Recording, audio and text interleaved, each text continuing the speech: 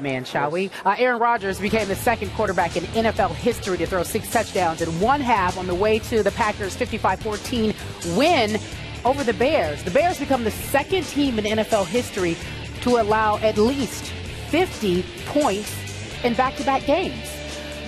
Stephen A., you watched that game last night. Where do the Bears go from here? Skip Bayless, Kerry champion. I'm not joking. I would fire everybody. And I sincerely mean this. I would not have allowed Mark Trestman to leave the stadium last night as an employee. Gosh. I would not have allowed him on a team plane. I would have made sure he had to pay his own flight home. As a matter of fact, I think I would have done the same for the players. You make enough money, find a flight, rent a car. National Avis, Hertz, they all do good deals. Let me tell you something, man.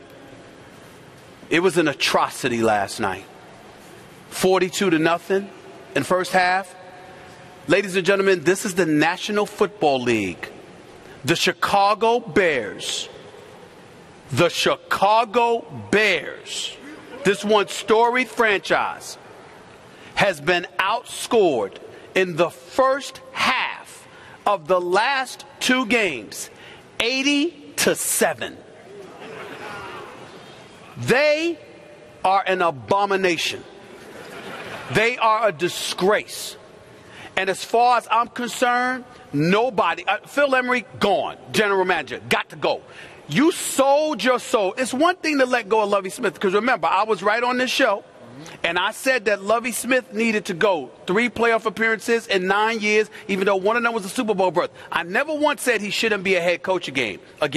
But I do believe, Skip, that there comes a point in time when your time is up. It doesn't mean you can't coach. It doesn't mean you can't do even though that year they went 10-6. I'm just saying that it comes a point in time. You knew what the mandate was, and you didn't make the playoffs, period. But there comes a point in time where it's not about your ability. It's just that there's a time you need to go, because you need to go somewhere else, because there needs to be a different voice. This is not that case. It's a level of incompetence that's incredibly alarming. You look at Trestman and his coaching staff, they seem completely clueless. And you look at this organization, they sold itself. This is Chicago. This is the Windy City. You can't predicate your success on offense. It's about defense. And Mark Trestman never had a defensive background. You brought him here to try to institute and implement some kind of high-powered offense. How is that going to work for you when you could throw a football in November or December, and the football might be like a golf ball with me swinging it, where it goes straight and then to the right or to the left, hitting people's windows and all of this other stuff? You can't have that. Your success can't be predicated on that. You've got Matt Forte. You've got Brandon Marshall. You've got Alshon Jeffrey. You've got Martellus Bennett. You've got a decent, at least, offensive line. You've got brothers on the offensive side of the ball who can play. And that's your signature, your streak, and you look clueless doing that. And we ain't even getting started with the defense. It is so embarrassing. I remember Trent Dilfer went on SportsCenter and highlighted how bad it was. He said you have 11 guys on the defensive side of the ball. You had some dudes playing man, some dudes playing a cover 2, some dudes that were sitting there in a different kind of zone. You had 3 different defenses being played by the same 11 guys. That's cluelessness. You can't have that.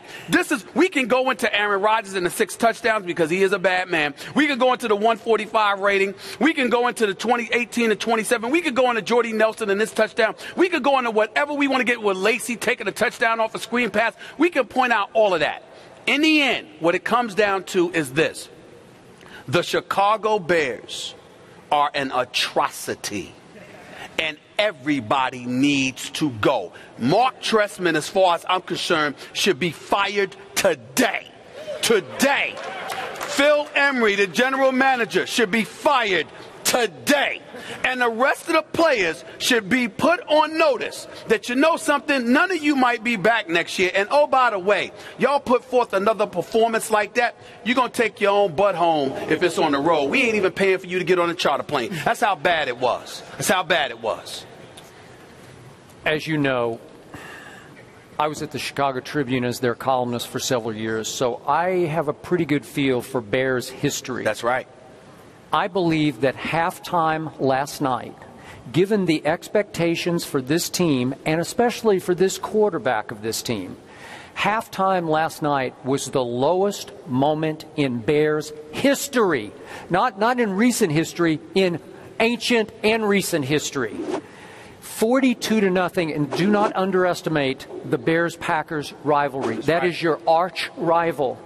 And all the things you just talked about became painfully clear at halftime, trust me, to every Bears fan watching on TV. Of course it did. And again, this team teased its fans. Remember, it did have the one Sunday night win early at San Francisco with the big second-half comeback. Jay Cutler threw 4 short touchdown passes. But when you give up 50-something at New England, then you have a bye week to lick your wounds and plug your leaks. And you come back out against your arch rival in a big stage night game, and you give up 42 in the first half. Many, many, many things, as you just alluded to, are very, very wrong. So it's time for them to start over, because clearly, number one, as you say, this team is not responding to this head coach. No. Just not even the offense is not responding. And listen, you didn't bring up Mel Tucker, the defensive coordinator. That's it, man. Yeah. That's just it. I'm sorry. I don't care. You've had your shots. You have to start over, which brings us to Phil Emery and what he is going to, even if you fired him today, there's one thing that you cannot undo. He just gave Jay Cutler a long-term deal. He made him the franchise quarterback. And you know how much I have loved Jay Cutler because he went to my school, Vanderbilt. And you know I never loved him. Okay, I still love my school. I no longer love this quarterback. This quarterback continues to regress, even in the first half last night. He makes 3 killer blunders. He continues to commit killer turnovers that this team cannot overcome. And he can't save this team with his leadership or his passion or his dedication or anything you get from him in press conferences. Do you get any emotion from him? Do you get anything uplifting from Jay Cutler? No, you don't. That's my problem with what you're saying.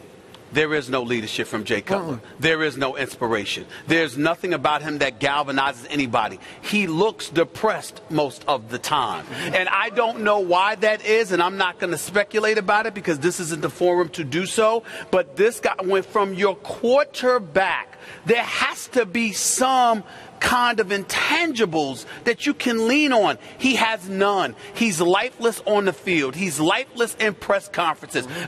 Damn it, his outfits look lifeless. Everything about this dude looks lifeless. And to me, the fact that you gave him money as an executive leads me to believe that you are not fit for the job, because you are supposed to do your homework. The most important position on the football field.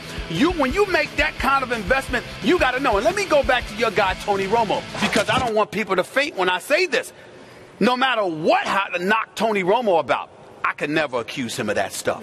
Tony Romo tries to give it to you. Tony Romo, there's something about him. There's a fighter. You see a fighter in him. I agree. You know, you might see a gunslinger. You might see he might be an accident waiting to happen. I might joke around about that. But at the same time, he does a lot of good things as well. But I don't see guys looking at him and saying, you know what, what's he going to give me? I can't believe in this guy. You could see it. The only person that seems to support Jay Cutler is Brandon Marshall. And how many times I get on Brandon Marshall, as much as I love him, I always get on him for wearing them Jay Cutler pom-poms. I haven't seen him wearing it over the last few weeks. Maybe the good thing that could be said about all of this is that he has become wiser. I agree.